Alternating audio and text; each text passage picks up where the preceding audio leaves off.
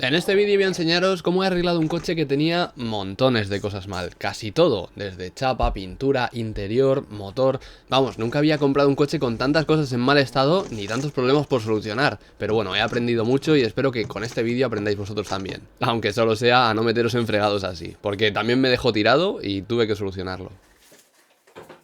El coche lo compré principalmente por concepto, es un 4x4 compacto de 1000 kilos y 100 caballos, con un motor japonés de cadena que no solo es súper simple y fiable, sino que va muy bien. Pero bueno, este aparte de no verse bien, tampoco iba bien. De hecho, cuando conducías a más de 100-120 por hora, el coche empezaba a vibrar a lo loco. Cuando lo estaba probando para comprarlo, el dueño me dijo que podían ser los rodamientos, pero que había cambiado un par y seguía igual, así que no iba a cambiar más. Yo le dije, ¿no serán las ruedas? Porque vi que eran MS, Mud and Snow, o sea, ruedas para tierra y nieve. Así que confié en que sería eso y no sería ningún problema, porque además, teniendo tapacubos, quería cambiarlo. Miré llantas, que hay un montón para esta medida, e incluso algunas de modelos que ya he tenido, como las del MX5. Y como esas llantas me parecen una pasada, busqué unas, con éxito. Lo que pasa es que yo quería probarlas y el dueño me decía que no tenía mucho tiempo, así que hice una apuesta. Le dije, mira, si las tienes vendidas en menos de 30 minutos, las compro a la mitad, si no, al doble. Y aceptó. Al final gané la apuesta, aunque no de la manera que me gustaría, porque no pude probarlas, directamente no salían. Así que me las llevé sin probar. Lo que es seguro es que voy a tardar menos de 30 minutos, ¿eh? Y sí, en 15-20 minutos las tenía apagadas y en el maletero. Estaban nuevas, impecables. Y también me interesaron por los neumáticos, sobre todo para que no vibrase el coche. Eran unos Michelin Pilot, que son de lo mejor que hay, y me habrían costado, pues, como todo el conjunto. Y todo esto lo conseguí gracias no solo a la apuesta, sino a las modas, porque hay gente que cambia sus excelentes llantas de bajo peso por unas que pesan un montón y se abollan con mirarlas porque son bonitas, unas mierdas Racing o algo así. Pero bueno, a la hora de sacar las mías, las de chapa no salían de ninguna manera, ni dándoles martillazos ni patadas, incluso quitando los tornillos y rodando, seguían sin salir. Así que bueno, los aflojé a tope, dejé solo dos, eché como todo un bote de aceite hasta que rebosaba por los agujeros y salté desde bordillos con el coche, seguían sin salir. Al final la solución fue hacer un derrape encadenado de izquierda a derecha sin tornillos. Así hizo clonk y salieron, pero si no, me tiré como toda la tarde. Y es que la llanta y el buje estaban oxidadas a nivel soldadura. Me imagino que meterían el coche por agua y esto no estaría protegido, entonces se queda así. Para que no volviese a pasar, aunque bueno, con unas llantas de aluminio es muy difícil, pero no quería dejarlo así, limpié todo el óxido, lijando con un cepillo de metal y luego sobre todo con limpiahornos. Esto no lo quita directamente, pero ayuda mucho a desincrustar y que luego al frotar con el cepillo se vaya mucho más fácil. Con un par de pasadas se quedó casi perfecto y luego ya lo que hice fue poner los tornillos sin poner la llanta y pintar todo esto con protector de bajos, que es una pintura muy resistente. Así quedó finalmente, y lo de los tornillos no es para que estén bonitos de negro, sino para que la rosca no se llene de pintura, que si no, pues luego igual va peor. Después, además de limpiar bien el suelo, que se puso perdido, limpié bien las llantas por el interior, que parece que no se ve, pero se nota un montón. Pero como he dicho, esto no lo he hecho por estética, sino para que el coche vaya bien. Y vaya si va bien, con una Senkei de menos de 6 kilos de aluminio y unos neumáticos que son casi de circuito, el coche iba a 150, 160 sin vibrar ni un poquito, sin hacer ruido. Y no solo eso, sino que bajar 2 kilos casi del peso de cada llanta hace que el coche gaste menos, corra más, se nota mucho más ágil y encima es bonito, que eso también mola. Que para que veáis la diferencia, así estaba antes con tapacubos y así después con las llantas, parece otro coche. Pero quedaba muchísimo por hacer. Para empezar, cuando ponía algo en el maletero y no era muy grande, se caía por debajo, por donde la rueda de repuesto. Y como veis, después de haber llevado ruedas y a saber que estaba en un estado lamentable. Incluso faltaban algunas piezas como estas molduras de plástico, también alguna en las puertas. Esto que parece la manta del perro era todo el aislante que tenía el coche y esta pieza que sujeta al gato no sujetaba nada, estaba más suelta y floja que la leche, así que la quité, saqué el gato, lo limpié, lo restauré, lo engrasé y en vez de dejarlo de nuevo en el maletero, lo puse donde el motor, porque había un hueco donde la batería en el que se quedaba encajado y mucho mejor. La rueda de repuesto estaba regular, con óxido, abollada y debajo pues tampoco estaba muy bien. Primero quité toda la arena y piedras que había por ahí con una aspiradora, incluso algún tornillo. Luego quité todo el polvo y la suciedad a mano, porque así se iba mejor. Y después quité los paneles de los laterales, que es lo que cubre los pasos de rueda y donde van los altavoces. Pero esto no lo hice solo para limpiar, sino porque el coche en esas zonas tenía unas abolladuras como puños. Parecía que le habían dado patadas incluso. Y aunque parece algo muy grave, el bollito pequeño quizás, pero luego el grande era como una barriga. Eso, sinceramente, si coges una ventosa como la de la GoPro o una un poco potente y tiras, normalmente puedes sacarlo sin estropear la pintura, vamos, eso hice. Ya no tenía la abolladura grande. Para las abolladuras pequeñas y profundas como las de la esquina, este truco normalmente no funciona. Pero bueno, por probarlo tampoco pierdes nada. Yo estuve un rato y tras ver que no, pues dije, bueno, voy a empujar por dentro. Y esto normalmente ya sí que funciona muy bien si sabes cómo hacerlo. La clave es coger algo redondo como la pata de una mesa o bueno, vamos a ser claros, un bate de béisbol. Y con eso, si puedes llegar hasta la chapa desde el interior y lo usas como si fuese un cincel y un martillo, dándole poco a poco, la bolladura va saliendo. En este caso, tras unos pocos golpes, la zona se estaba quedando bastante lisa. Es importante no darle un golpetón que luego se quede como si fuese un chichón. No, le das poco a poco, vas mirando desde fuera y cuando ya la zona está lisa pero un poco arrugada, o sea, no perfecta, coges la cabeza del bate, la zona esa redonda, y lo intentas moldear por fricción, o sea, haciendo... ¿Sabes? Como si intentases escarbar para que la chapa se quede lisa y luego desde fuera unos golpecitos. Y si tienes paciencia, le dedicas un poco de tiempo y cariño, yo creo que puedes quitar el bollo, en este caso 2, y dejarlo como si nunca hubiese estado ahí, sin tener que lijar, enmasillar o pintar nada, porque en este caso no había afectado a la pintura. Después, cuando ya tenía el maletero casi limpio, iba a empezar con la tapicería, pero encontré piedras, un montón de piedras. Estaban como debajo de los asientos y claro, cuando conduces, oyes ruidos del maletero y piensas, buah, será el mal aislamiento. Bueno, también, así que lo que hice fue ir de tiendas a por aislante. De esto ya me informé bien en su momento porque hice una autocaravana, bueno, o camper y luego una caravana de esas de remolque, así que me lo conozco bien. Y lo importante es que sea algo que no absorbe la humedad porque luego hay moho, además se oxida la chapa, también que no te pique todo el cuerpo al ponerlo. Y que sea barato, pues se agradece. Yo cogí este, que es como el que se pone cuando haces una caja de altavoz, y es el que he visto cuando he desmontado algún coche de gama alta, como un BMW, en el maletero, en la bandeja, en todos los lados le ponen aislante. Y eso quería hacer yo, porque luego el coche así es comodísimo. Pero antes de poner nada hay que quitar el óxido, porque si no luego se puede formar humedad y con los años acabas teniendo quizás un agujero. Se puede quitar con un cepillo de metal, un mini taladro o simplemente lijando y luego lo pintas encima, aunque sea en otro color porque aquí no se va a ver, y ya se queda protegido. Lo que pasa es que había tantos arañazos por todo el maletero que dije, voy a tener esto que parece un dálmata, entonces mejor pinto todo y listo. De hecho es el mismo bote de pintura, el de protección de bajos que utilicé para los bujes de las ruedas, y con eso me dio para todo el maletero, la moldura esta que no pensaba ponerla sino pintarla para que se viese negra, y quedó genial, igual que el resto del maletero, porque una vez esta pintura seca se queda como muy mate, muy lisa, estira y corrige todos los defectos. Cuando ya había secado ya podía poner el aislante, que solo hace falta coger un metro, medir el hueco que hay vacío y cortar una pieza del aislante de una medida similar, no hace falta que sea exacto, porque como es algo blandito, al menos en este caso, pues lo apretas y se mete en cualquier sitio. Ya la clave para conseguir el máximo aislamiento es tapar los pasos de rueda por el interior, porque esta zona, cuando está tapada con el panel, forma como un hueco, ¿no? Así como una caverna y hace mucho eco, entonces cuando tú pasas por encima de un charco lo oyes cuando pasas piedrecitas, se oye todo. Si lo tapas con mucho aislante de este, no oyes nada dentro del coche. O bueno, igual oyes algo, pero muchísimo menos. Pero por 20 euros y una tarde de trabajo, como quien dice, merece muchísimo la pena. Sobre todo si eres de esas personas que ponen los altavoces muy altos o incluso pone un subwoofer detrás en el maletero, porque entonces retumba todo y si no tienes esto, pues la calidad de sonido es mucho menor. Yo lo hice porque me molestan un poco los ruiditos al conducir y también para dar sensación de calidad, se nota bastante mejor. Luego ya cuando terminas pones los paneles de nuevo y si están así un poco viejos, no sucios, sino blanquecinos, le das hidratador de plásticos y mejora mucho.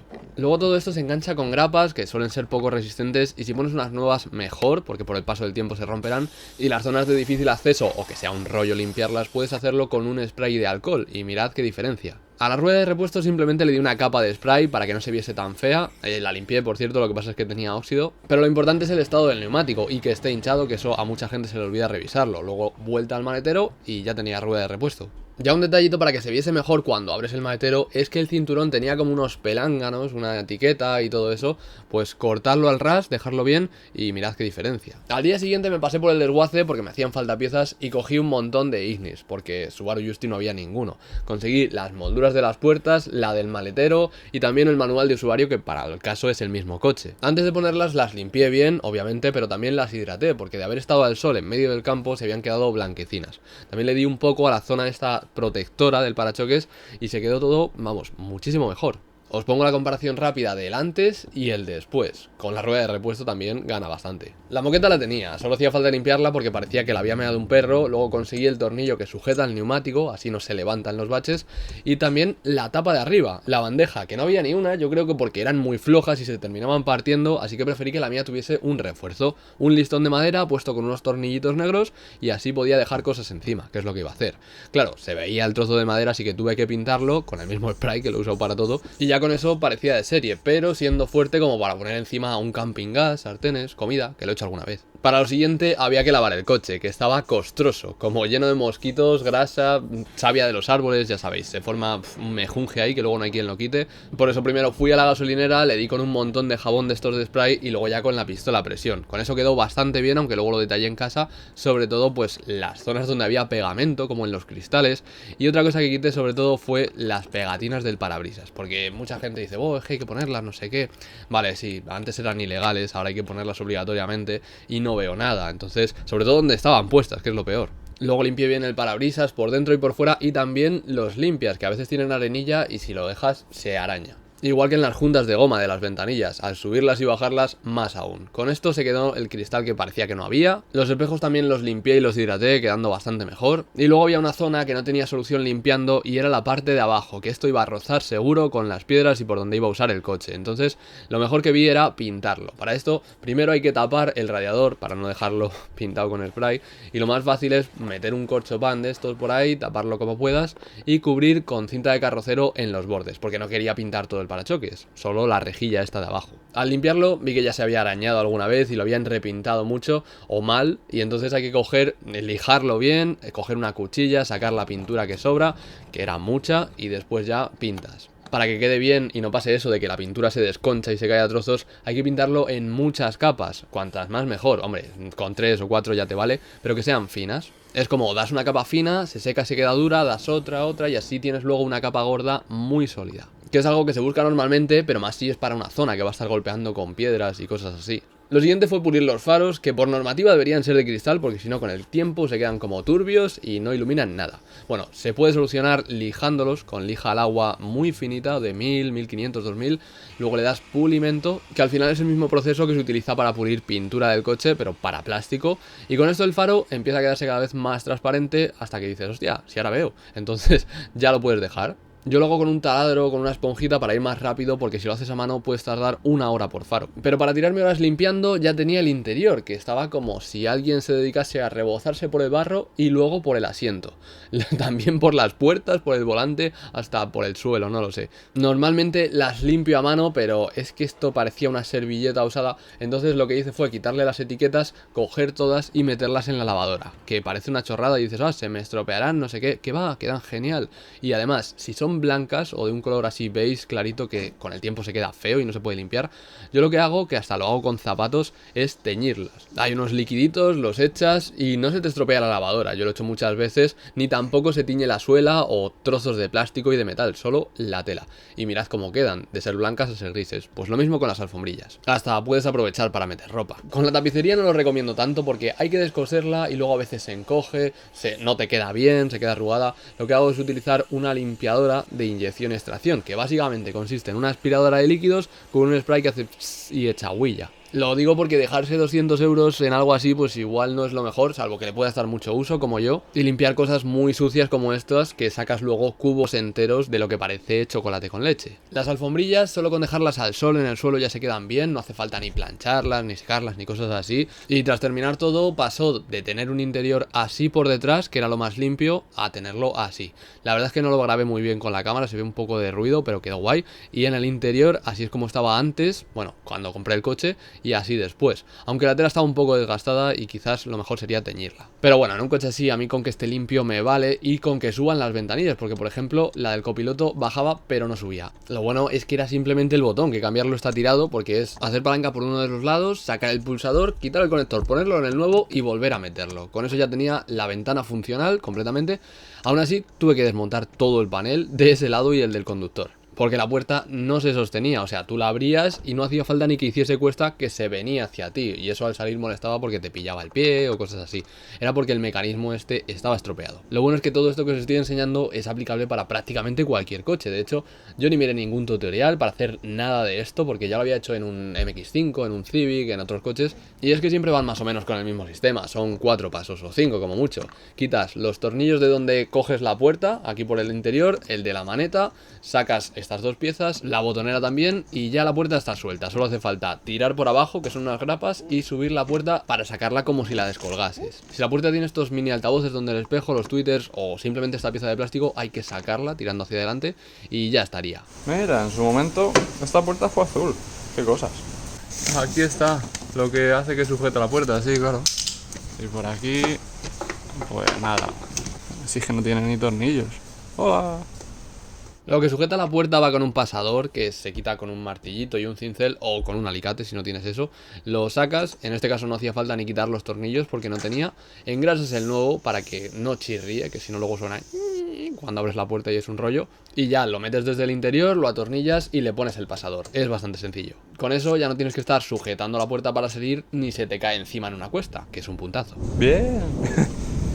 Ya que tenía la puerta desmontada, quité una pequeña abolladura, pero que se veía un montón a trasluz, dando martillazos por dentro. Como es una zona plana, puedes darle directamente con el martillo y queda bien. Lo siguiente fue poner aislamiento aquí también, porque donde vas conduciendo, si se filtra el ruido justo al lado, lo oyes mucho más y molesta el doble, claro. La puerta además no tenía nada de aislante y aunque este parece súper fino, que no va a hacer tanto como el de atrás, es como una goma y luego una capa de aluminio. Eso se pega a la chapa, reduce las vibraciones y también el calor. Además de que no queda otra porque por ahí tiene que bajar la ventanilla, entonces tiene que estar muy pegado el aislante a la chapa. También es mejor hacerlo en varios trozos, no intentes hacerlo toda la puerta entera porque no se va a poder, se te va a arrugar, el pegamento luego se te va a pegar con otras cosas y vas a hacer un churro. Entonces mejor en 3 partes o en lo que se divida tu puerta, porque por ejemplo la mía, bueno, y la mayoría tienen como 2 barras, entonces forman como 3 huecos. Entonces mides con el metro, aunque sea metiéndolo así por un agujerillo, cortas el trozo y lo pones. Ya el último toque, para que quede de 10, después de haber puesto el aluminio con la goma esta en la chapa, es coger el mismo aislamiento ese gordo que he puesto en el maletero y ponerlo en la parte de abajo de la puerta, porque ahí es donde normalmente se oye todo el ruido. Y es que hay 2 tipos de aislante, uno que no deja pasar el sonido, hace como que rebote, y otro que lo absorbe, que es el gordito este. Bueno, pues si queda alguna onda sonora por ahí, la va a coger la espumilla esta y ya no la vamos a tener nosotros en el oído. Es una chorrada, pero ya da ese toque profesional y así cuando cierras la puerta suena, ¿sabes? Bueno, no así, pero que suena como un BMW, no exagero. Lo siguiente era encontrar viseras, porque la que tenía, la del conductor, se caía hacia abajo, o sea, siempre la tenías puesta y cuando pillabas baches se movía. Esto el anterior dueño lo solucionó con velcro y en el del Waze vi que también lo había hecho mucha gente o incluso le había puesto tornillos, se ve que era un problema común la visera, así que encontrar una en buen estado era imposible. Ah, mira, sí, hay un Ignis ahí, tú. Mira, contento no tiene viseras.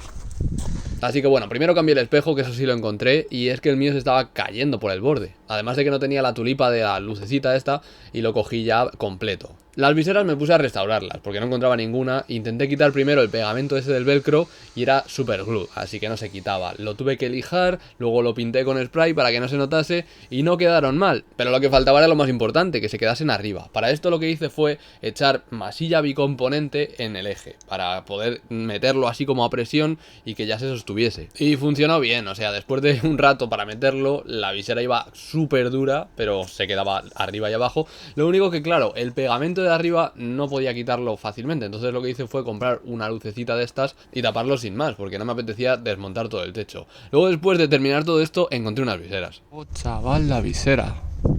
Oh, chaval, qué bien va. Y esta igual. Me tendré que llevar las 2 porque ya las he pintado, bueno.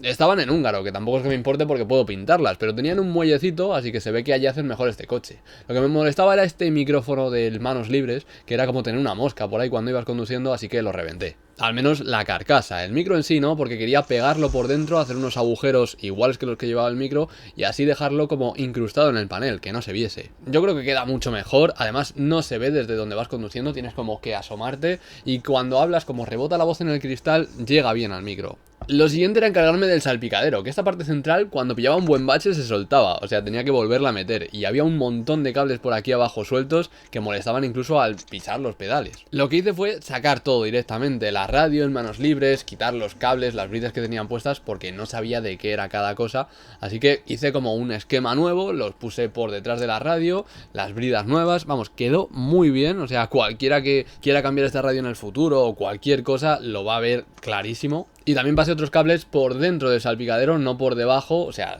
quitas un par de tornillos, mueves el cable por dentro y ya lo tienes mucho mejor.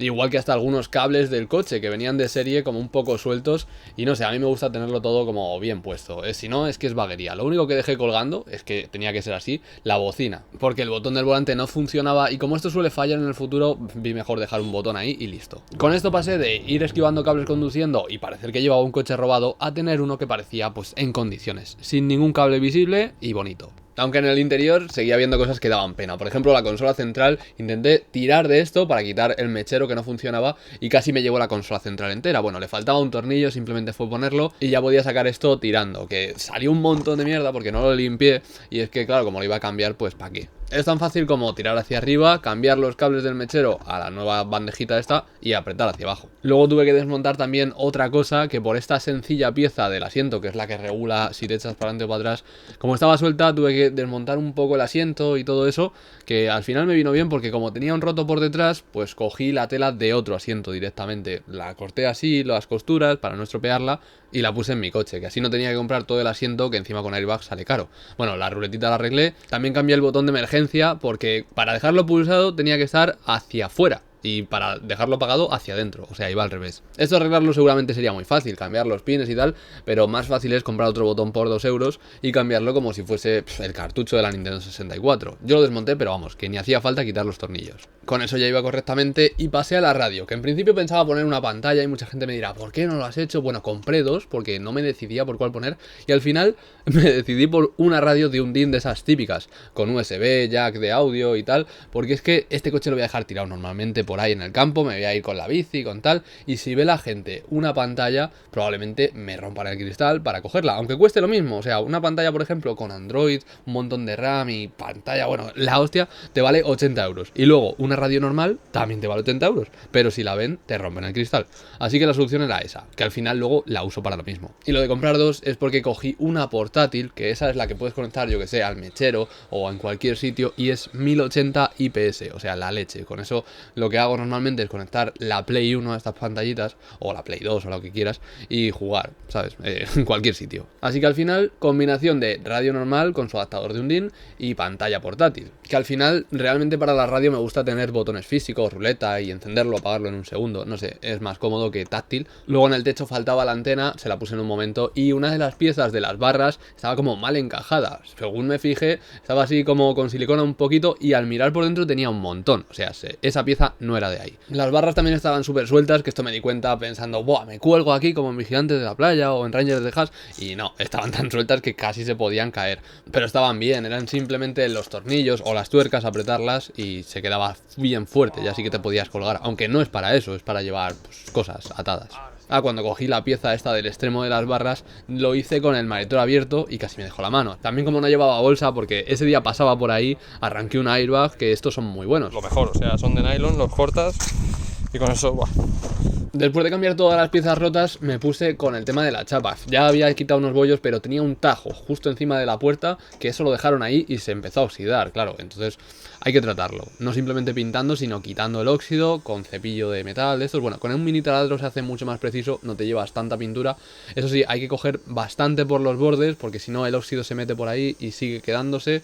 Cuando lo dejas todo bastante liso, pues lo limpias, lo desengrasas con alcohol o cosas así y ya lo pintas con una imprimación antioxidante. O si no, con un bote de pintura al aceite, que también aguanta muy bien. Para no tener que tapar todo el coche, pues eso, puse un poquito de cartón o de goma espuma por ahí, cinta aislante y luego toallitas alrededor, que esto absorbe bien la pintura y así pues no se te vuelan luego, como pesan un poquito por el agua, sirve. Después cuando ya está seco hay que rellenar el bollo y esto lo hice con lo de siempre, masilla bicomponente. Parece chorra, pero joder, se queda genial, luego lo puedes lijar, se queda lisito. Vamos, es como la masilla de carrocería, pero cuando le das así, ¿sabes? Toc toc, se queda como si fuese chapa. Eso sí, hay que darle en varias capas porque es muy líquido y cuesta rellenar. Pero aquí empezó a llover a lo bestia en esos días, se inundó mi barrio y no solo se llenó de agua los faros, que eso es bastante normal, sino que el coche dejó de funcionar, me dejó tirado. No por algo electrónico, sino por el embrague. O sea, al día siguiente pisé el embrague, fui a meter primera y sonaba, vamos, una rascada que te cagas, no se podía usar el coche. Lo primero es, si en parado entran las marchas, es que la caja de cambios está bien. Pues ni tan mal. Como las marchas entraban con el motor apagado, sin pulsar el embrague ni nada, eso significaba que la caja de cambios estaba bien. Sería el embrague o el hidráulico o algo de eso. Entonces lo que hice fue echar el coche hacia atrás con ayuda de gente porque estaba en cuesta, poner la primera marcha, tirar el coche hacia abajo intentando arrancar y con eso ya ir sin cambiar de marcha hasta casa, en primera.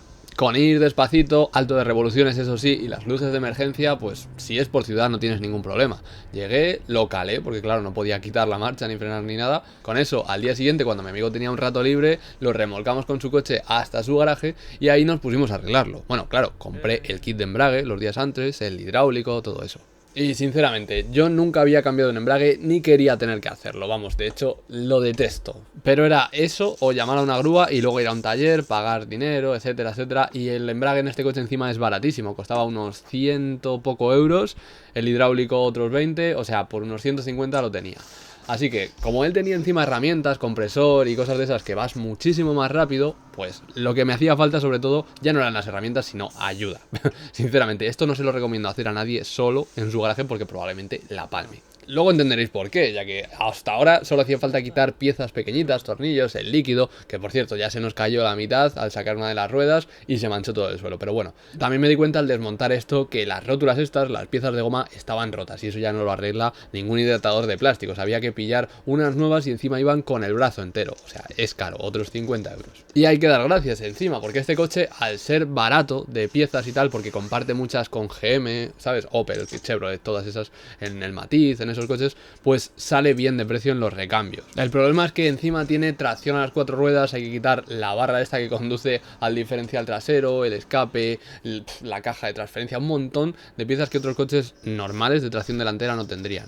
Bueno, además hay que coger normalmente cuando bajas esto un gato para ir bajando todo y quitando las piezas poco a poco, porque si quitas los tornillos directamente sin más, se te cae al suelo y puedes cargártelas, o se te caen en la cabeza y ahora venía lo difícil, que es, bueno, hay otra cosa más difícil. Luego, sacar la caja de cambios. Y está como encajada con unos pasadores, o sea, no es simplemente echarla hacia arriba y moverla un poco, sino que bueno, hay que quitar primero también el taco del motor y luego con una palanca intentar como separar la transmisión del motor.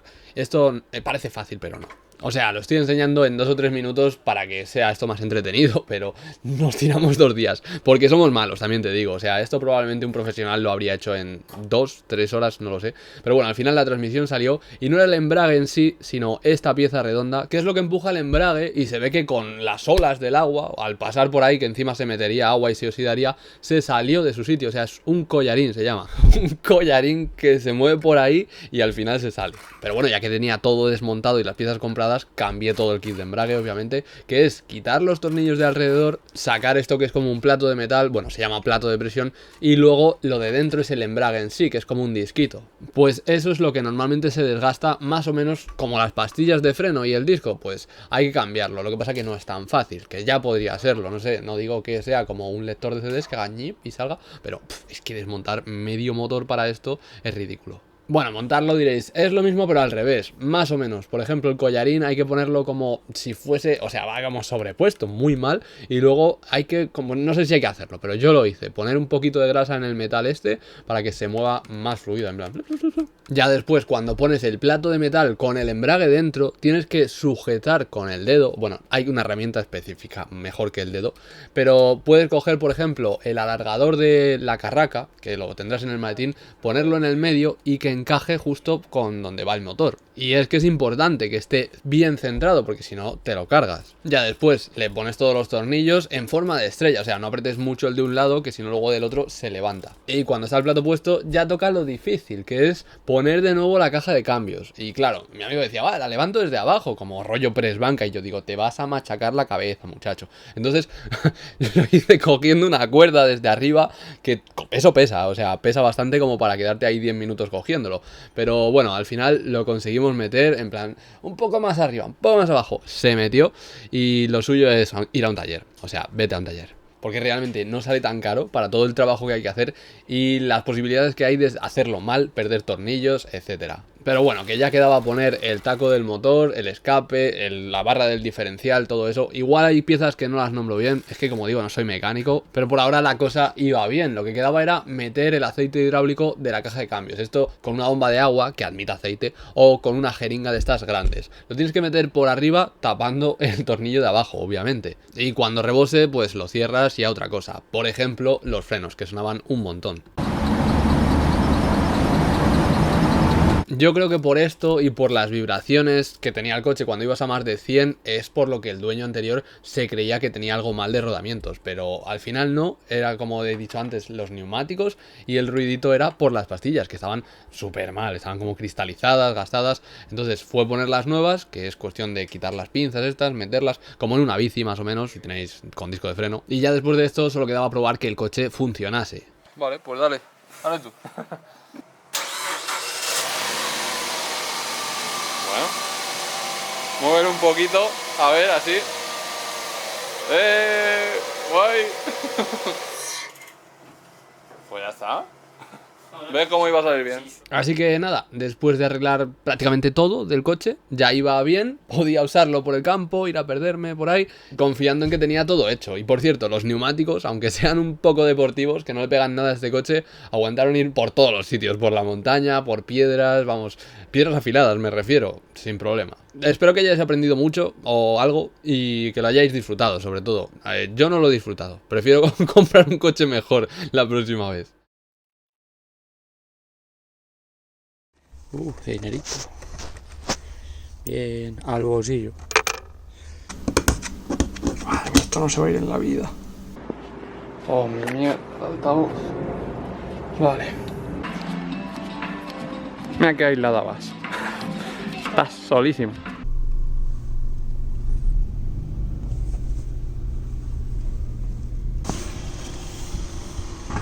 Genial. De lujo, con plástico y todo. Aquí a la gente le sobra dinero, le falta cabeza. Ropa verano Raquel. Vale, gracias Raquel por la caja. ¿Qué pone aquí? Ah, chaquetas de verano y chaquetas. Ya no tiene chaqueta de verano, es que chaqueta de verano. ¿Quién se pone chaquetas en verano? Esto me viene guay. Pero guay, mira, alfombrillas de Porsche voy a tener y todo. Están un poco sucias, pero por el precio que me han salido. Joder, macho, parece hecho a medida. ¡Ah! ¡Mierda! No, al garaje no. ¿Qué hay ahí? Ah, cojones, esto, vale, vale. Me lo estoy cargando. Tranqui, chiquitín. ¿Puedes aguantar? Sí. Pero 10 minutos fácil. Pues mañana me voy a Inglaterra y estamos aquí casi a la 1 de la mañana. ¿Mañana te vas? Claro, haciendo el embrague. Me voy a las 4 de la mañana.